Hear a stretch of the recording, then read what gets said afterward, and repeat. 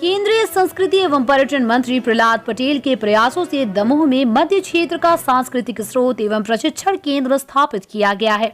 ये क्षेत्रीय कार्यालय है। दरअसल संस्कृति को संरक्षित करने, उसको अनुसंधान करने और हस्तांतरण करने के उद्देश्य से इस कार्यालय की स्थापना दमोह में की गई है। केंद्रीय मंत्री प्रहलाद पटेल की माने तो इस क्षेत्र की सांस्कृतिक विरासत को संरक्षित करने और उसको आने वाली पीढ़ी को हस्तांतरित करने के उद्देश्य से इस कार्यालय की स्थापना की गई है। इसके जरिए कला क्षेत्र में दखल रखने वाले लोगों को फेलोशिप दी जा सकेगी। जूनियर फेलोशिप, सीनियर फेलोशिप का जिक्र उनके द्वारा किया गया। इस दौरान भारत संस्कार संस्कृति मंत्रालय के आला अधिकारी भी यहाँ पर मौजूद रहे। IN7 न्यूज के लिए दमोह से अजीत सिंह राजपूत की रिपोर्ट। जो CCRT का मुख्य उद्देश्य है कि हम अपनी संस्कृति के अनुसंधान के बारे में और नई पीढ़ी में उसके हस्तांतरण के बारे में कोशिश करें।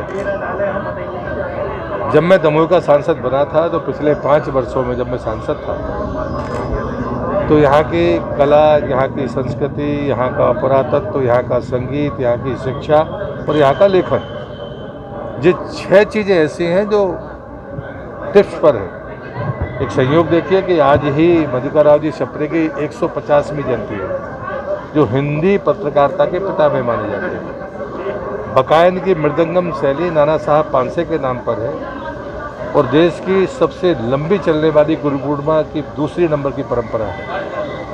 अगर मैं संत जुड़ीराम की बात करूं, कभी रमा की बात करूं, रमा मिस्त्री जी की बात करूं, या यहाँ के पुरातत्व की बात करूं, तो कोई क्षेत्र ऐसा नहीं है। और आज भी जो गतिविधियाँ यहाँ पर हैं वो पूरी तरह से सक्रिय है और इसका उद्देश्य यही है कि हम 10 से 14 वर्ष के जो प्रतिभाशाली छात्र हैं, भले वो परिवार में उनको स्थान ना हो, समाज मदद ना कर पाए, उनको हम मदद करें और आने वाले 20 साल तक की गारंटी लें ताकि वो एक प्रतिभा के रूप में पूर्ण तरह से विकसित हो सके।